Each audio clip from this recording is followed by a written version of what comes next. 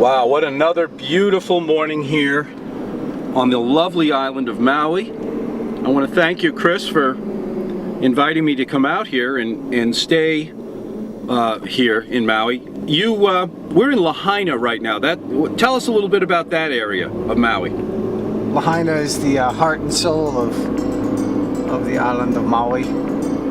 It's been since the days of royalty, the choice of the privileged.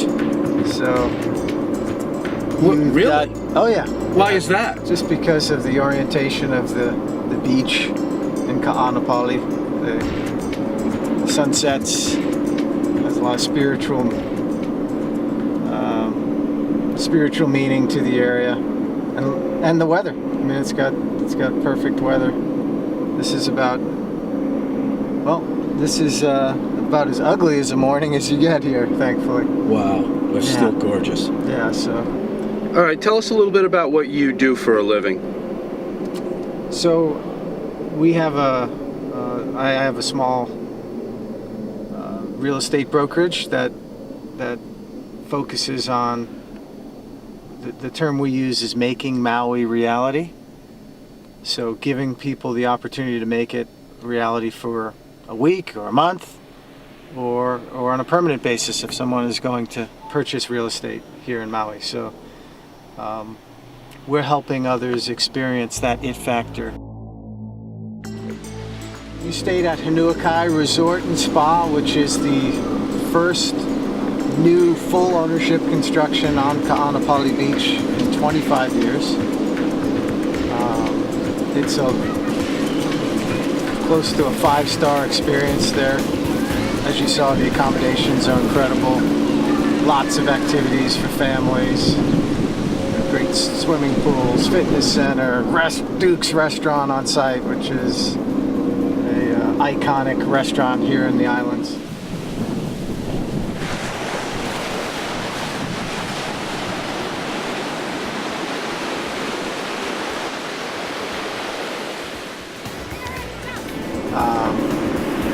So it's 600 plus beautiful 1, 2, and 3 bedroom condos right at the beach. And you were the beneficiary of one of those condos, so I'm glad you dug it. I loved it.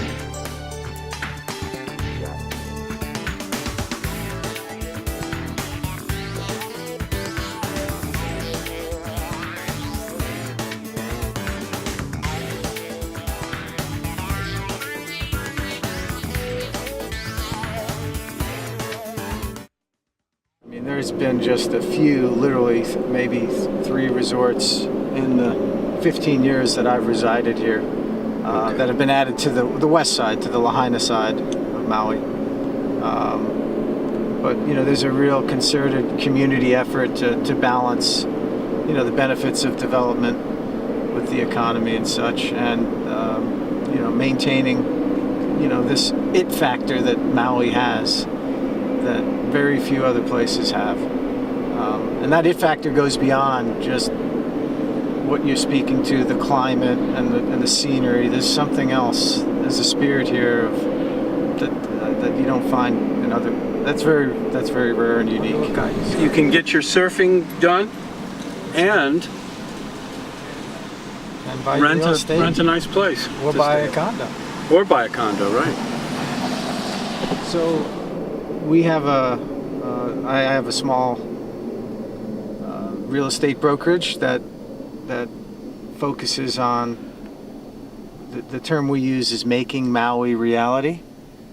So giving people the opportunity to make it reality for a week or a month or on a permanent basis if someone is going to purchase real estate here in Maui. So this is your office? This is where we make Maui reality. One client at a time. We're helping others experience that it factor that Maui has on a higher end in the luxury tier market for vacation rental and for purchase.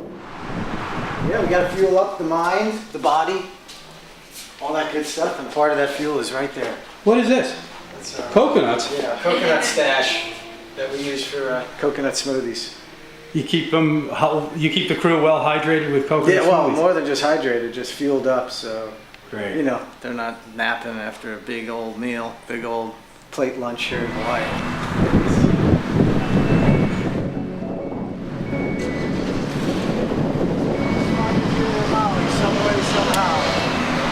I told him he needs anything, it's on you. I charge twice the year bill. He has a standing account here and he pays twice as much as any of the other tourists. Does he? Yeah. Just because he's generous like that. All the coconuts I can drink, that's part of the deal. How's Right? it going? Is it any problem having a real estate place next door to a surf shop You know, like this? I worry about his reputation. If you look at the clean Zen angle of the real estate thing, and then you look at the clusterfuck angle of the surf shop, you know? But we get along like yin and yang. Is that right? And the cool thing is, anytime I need a break from the sun, the heat, I go right in there, and they got a surf contest going on the wide screen. Or the World Series. Yeah. Oh, I see what you mean. Right, they Hey, got it so on the is TV. the series over yet? No, it's 7th game right now. Is it on? Yeah. What inning are we at? I think it just started. I'm all about Kansas City, man. Me too. I just love an underdog. Me too. I love an underdog. Speaking of an underdog, who's Ellie Cochran? She's got super PAC funding against her. She's a grassroots environmentalist who's got elected 4 years ago and has got voted best Maui elected official, and they put in $500,000 in super PAC funding for an unknown guy that's just a face who's up against her. And it's hard. Carpenters Union, Timeshare Ohana from Reno, Nevada, and yeah, it's just, and Monsanto, of course. Oh God. And she made the initiative to ban Monsanto until they can prove that their seeds are safe and planting on Maui. Oh. And it's a battle and war, and Monsanto has already spent, just on one fraction of the fight against it, over $8 million in the ad for the Citizens Against the Maui County Farming Ban. And it's not a farming ban, it's a just stop planting until you prove it's safe. So what I've heard, Chris told me a little bit about it, they're trying to make Maui more organic. Or, you mean get rid of any kind of synthesized growing of any kind? They just don't want to keep poisoning Maui. Yeah. Because these guys are spraying combination chemicals that have never been tested before. Monsanto's a poison chemical company, and they developed a seed that is poison tolerant. So that's in 1% of the Maui farmland sprayed heavily with poisons, right upwind of the bird sanctuary, schools, and public housing right on the side. And the people are losing their pets, all the birds are dying, kids are getting, as the generations come, kids will develop cancer. So what can we expect from this election? If she loses or if they win, what happens? What happens is it is complete 100% agreement with corporate money. Because everybody else votes against her, and it's all on everybody takes money. Well, from let me Monsanto. ask you this: what direction is Maui going in your opinion?